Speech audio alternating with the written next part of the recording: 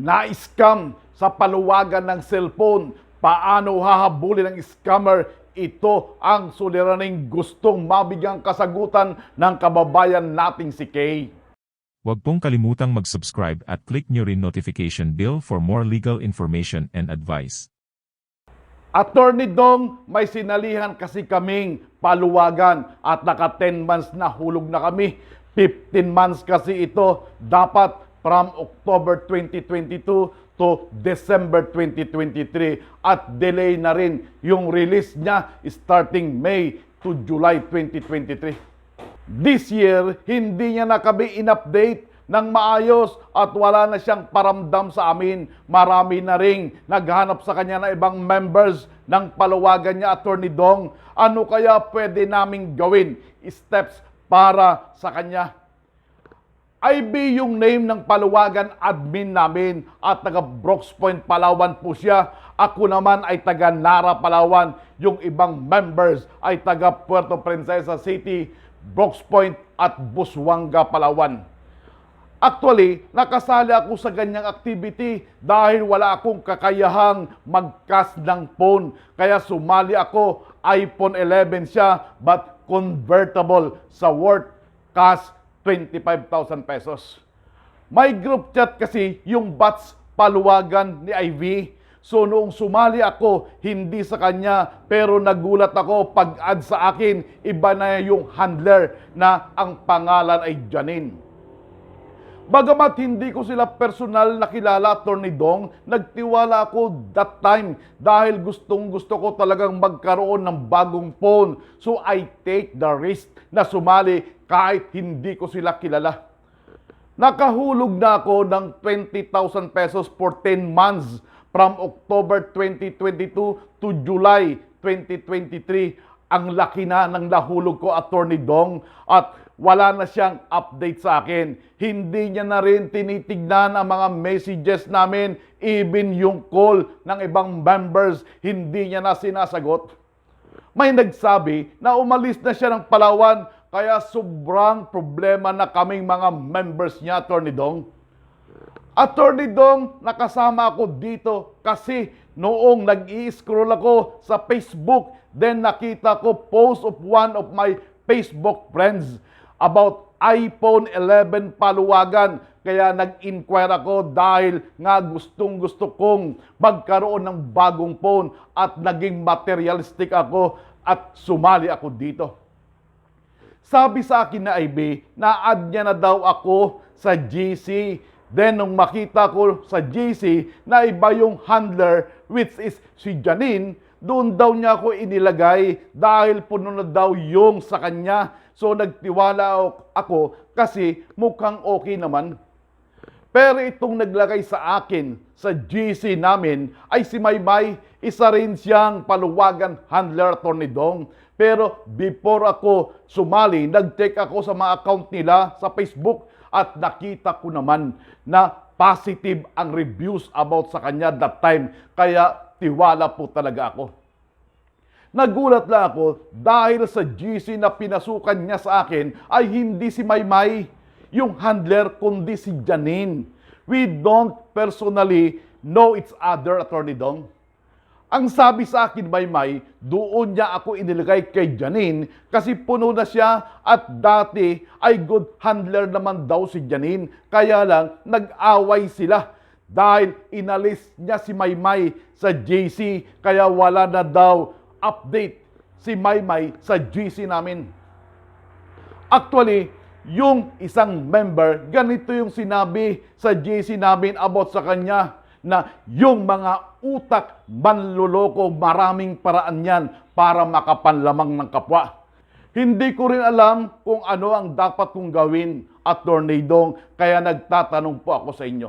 Bago po natin ilatag ang mga pamantayang legal sa suliranin ng kababayan nating si Kay, akin pong hiling na patuloy niyo pong suportahan ang ating YouTube channel na ito na Katitikang Legal. Mag-subscribe na rin po kayo dito at i-share sa ating mga kababayan upang higit pang mapalago ang mga kaalamang legal dito sa ating bansa. Kay wala pong malinaw na pamantayan sa ganitong uri ng transaksyon na kung tawagin ay paluwagan dito sa ating bansa at walang batas na nagre-regulate ng ganitong uri ng kasunduan at transaksyon. Subalit ayon po sa ating batas, ang anumang uri ng kasunduan o kontrata ay may bisa at epektibo sa mga partidos dito basta mayroong ditong pagsang-ayon ang bawat isa o yung tinatawag na consent, bagay na paksa ng usapan o yung object at ang kabayaran o konsiderasyon para dito, ito ay ayon sa Article 1318, the Law on Contracts, Civil Code of the Philippines. Ayon pa sa nasabing batas, ang kontrata ay ang pagtatagpo ng kaisipan sa pagitan ng dalawang tao kung saan ang isa sa kanila ay nangangako na magbibigay ng isang bagay o magsasagawa ng isang gawain o serbisyo sa ikalawa at ang ikalawa ay magbibigay ng angkop na kabayaran para dito. Ang kontrata upang magkaroon ng bisa, dapat ay mayroon itong mga elemento ng una, consent ng magkabilang panig. Pangalawa, object na subject matter ng kasunduan. At ang pangatlo ay ang angkop na kabayaran para dito.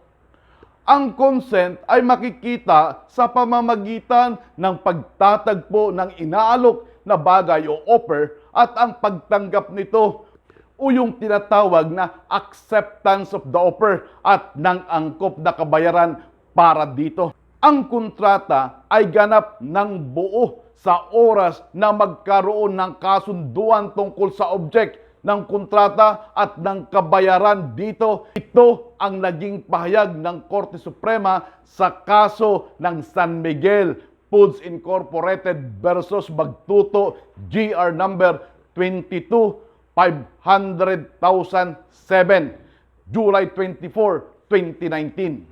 Isinasad din sa batas na ang kontrata ay balido at may bisa sa kahit anumang paraan ito isinagawa basta mayroon ditong consent, object at konsiderasyon. Yan ay ayon sa Article 1356, the Law on Contracts, Civil Code of the Philippines. Sa kaso ni Kay, dahil ang paluwagan ay isang kasunduan na kung saan ang mga elemento ng consent, object at consideration ay naroroon, ito po ay balidong kasunduan at maaring ipatupad ng sinumang kasapi nito ayon sa kanilang naging kasunduan. Upang mapilitang gawin ito ng administrator ng inyong paluwagan na ibigay ang iPhone 11 na paksa ng inyong usapan at kasunduan, hilingin niyo po ito sa kanya na gawin niya ito at tuparin ang kanyang mga ipinangako sa inyo. Kung hindi niya po ito gagawin, ay maaari po kayong magharap ng reklamong specific performance at damages sa korte laban sa administrator ng inyong paluwagan. Subalit, kung ginawa ng administrator ng inyong paluwagan ang bagay na ito na ang tanging layunin nito ay manlamang at manloko ng kanyang kapwa at talagang wala itong intensyon na gawin ang kanyang ipinangako dahil nga nagtatago na ito, ay maaari naman kayong magharap ng reklamong kriminal na estapa laban sa kanya. Sa kaso ni Kay, kung sa inyong palagay ay talagang walang intensyon ang inyong administrator na tuparin ang kanyang ipinangako at ito ay lumalabas ng modus operandi lamang at scamming in nature, maaari nyo pong idulog ang inyong suliranin sa tanggapan ng Philippine National Police Criminal Investigation and Detection Group o PNP-CIDG sa inyong lugar upang ipagharap ang taong ito ng kasong estapa.